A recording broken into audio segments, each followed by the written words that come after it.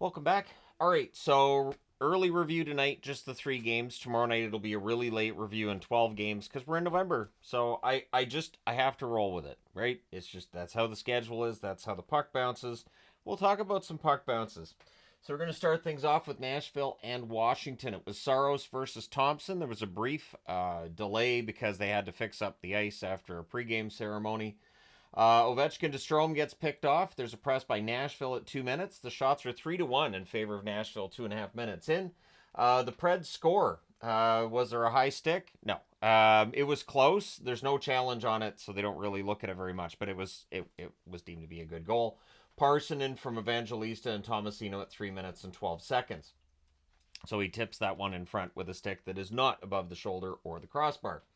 Caps press for a response, and they do. At 4:26, McMichael buries a rebound in close. Roy and Dubois with the assist. So Matt Roy with a helper in his first game with the Caps. Caps draw a power play. That's killed off. One shot on net. Shots are 7-6 for Washington at 9.5 minutes. Mangiapane's denied as the Capitals get some pressure. We then get a power play for the Preds. That lasts 31 seconds. Becomes a minute and 29 seconds of 4-on-4. McMichael has a rush chance that's saved. Everything's killed off there. With 1:54 left, the Caps get a power play. So that runs to the end of the first period. Just 6 seconds left to start the second. So that's done. The Caps do press early in that second period, though. Then we get pressed by Nashville at 2 minutes. LaRue has a net feed that's blocked. There's a crossbar for Forsberg on a turnover. McMichael has a shot that's held as the Capitals get some pressure. The shots are 6-3 for the Preds at 6.5 minutes. There's a press by Nashville at 7 minutes. McMichael's robbed on a break. Wilson fires one high as the Capitals press. Radish has a rush chance. That's held. The shots are 11-8 for the Caps with 5.5 minutes left. And at 15:03, Protas wires one far side from in close. Ovechkin and Strome with the assists there. Nashville answers, though, to tie the game up again. Stamkos on a little bit of a tic-tac-toe play in that Stamkos' chance deflects in off a Capital stick, but Carrier and O'Reilly with the assists at 15:34. We are now tied at 2 apiece. Nashville presses with 2 minutes left. The fans call one. The referee does not. With 37.5 seconds left, the Preds get a power play. Now, they take a penalty, which is called at the end of the second period. So we have a minute and 23 seconds of 4-on-4 to start the third period, where it's still tied at 2. Everything gets killed off there. Forsberg to Stamkos, that gets blocked. The Caps go back to the power play. Strome misses one high. That power play's killed off. Nashville presses at 7 minutes. Shots are 6-2 for the Preds, though, 8 minutes in. And then Ovechkin at 10:25 buries one from the inner slot. Strome with the assist. No chance for Saros on that one. That makes it 3-2.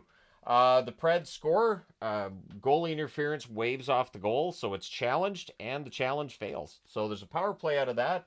Nashville did kill off the power play that Washington got for the failed challenge. Caps press with 2 minutes left. The goalie pull happens with a minute and a half left. In the end, the Caps hold on. They win 3-2. They go to 9-3 on the season. For Nashville, they're 4-8-1 with the loss. The shots on net: 18-11 Washington in the first, 14-13 Washington in the second, 11-4 Nashville in the third. Final shots are 36-35 for the Capitals. Power plays: Nashville 0-2, Washington 0-6. Hits 34 apiece. Saros saved 33 out of 36. Thompson 33 saves on 35 shots. So Logan Thompson probably pretty happy to get a win against Nashville because he struggled against Forsberg in his career. They talked about that near the start of the game.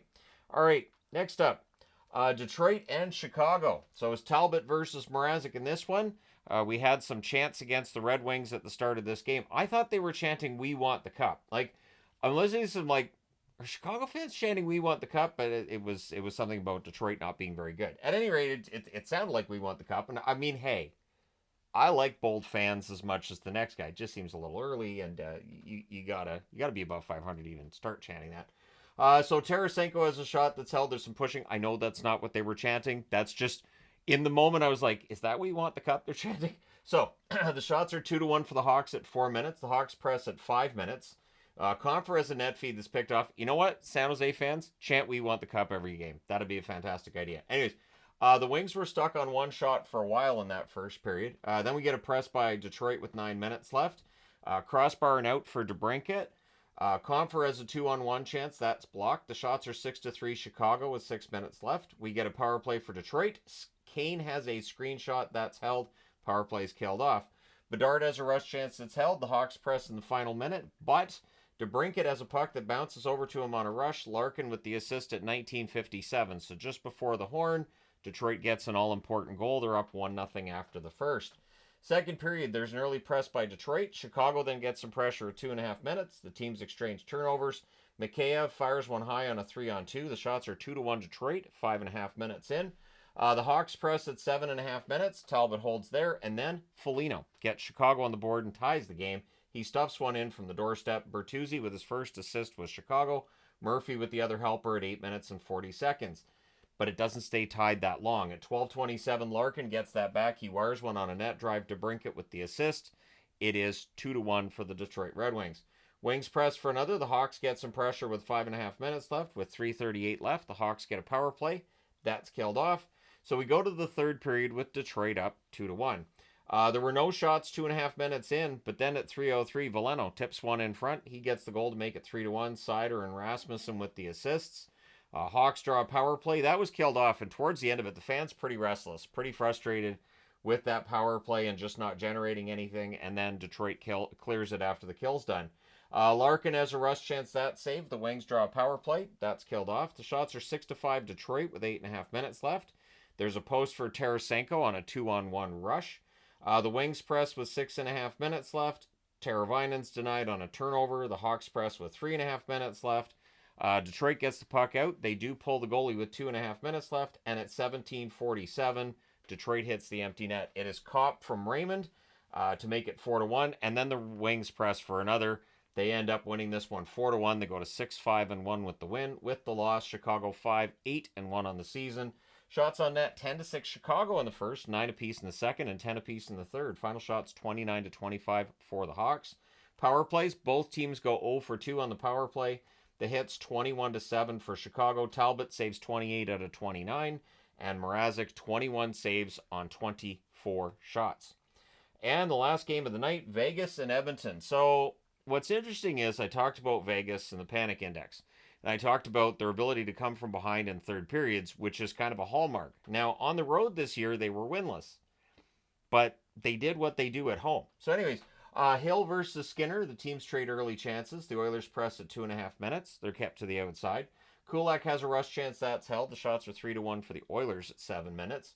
Holtz can't bury one in close. Skinner holds on there. Vegas then out of 3-on-2 that misfires.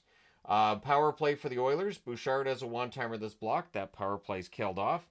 Vegas presses with 5.5 minutes left, and eventually they get one. At 16:05, it's Eichel on a fantastic deke in alone. Just Eichel doing Eichel things.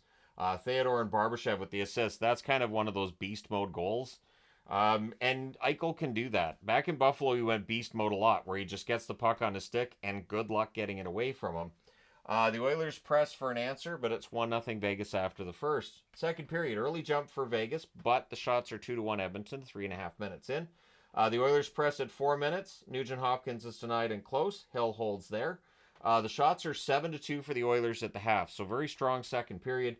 There's a press by Edmonton with 8.5 minutes left, and eventually, during one of those presses they score.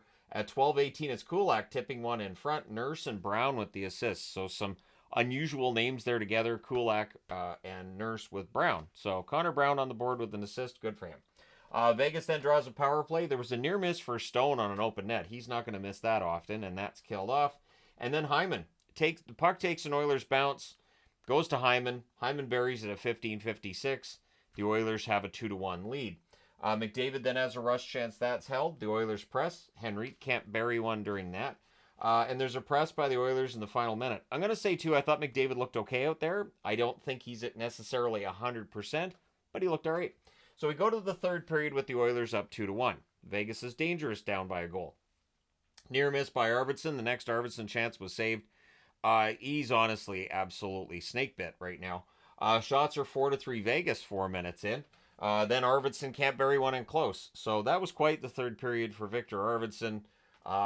He may be talking to a psychiatrist about it later on tonight or tomorrow, because, man, that had to be... You could even see him on the bench shaking his head, and it looked like he was talking to himself. I don't know, I can't say that he was, but the way they framed it, it looked like he was talking to himself after all these chances that just wouldn't go. Eichel to Stone gets defended. Ekholm has a slapper that's held. There's an offensive zone penalty by Ryan Nugent-Hopkins, so Vegas goes to the power play, and they score on it. Hanifin with the power play marker from the high slot. Past a partial screen, it was 5-hole as well.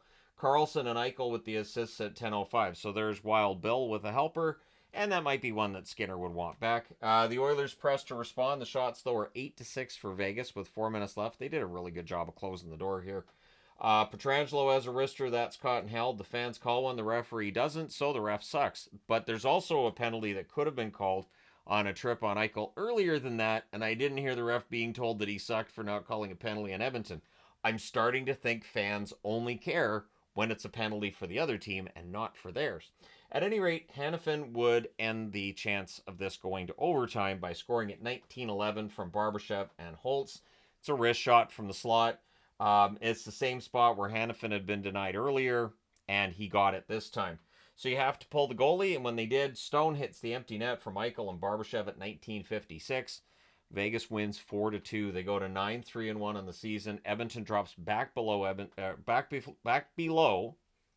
NHL 500 at 6-7-1. Shots on net 10-9 Edmonton in the first, 13-12 Edmonton in the second, 13-6 Vegas in the third. Final shots 34-29 for the Golden Knights. Power plays Vegas 1 for 2, Edmonton 0 for 1.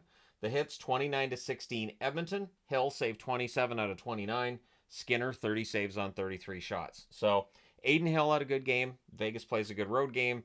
And so we'll see how things go. For the Oilers, their next game is, I believe, on Saturday against the Vancouver Canucks. I know they talked about it, that they were going to Vancouver. I think that's the next game. Let me take a look here. Vancouver's in LA tomorrow. Yeah, probably. Anyways, so let me know your thoughts in the comment section below as always. Don't forget to hit like and subscribe in the event you may not have done so already. Thank you guys so much for all your support as always. I will talk to you again soon.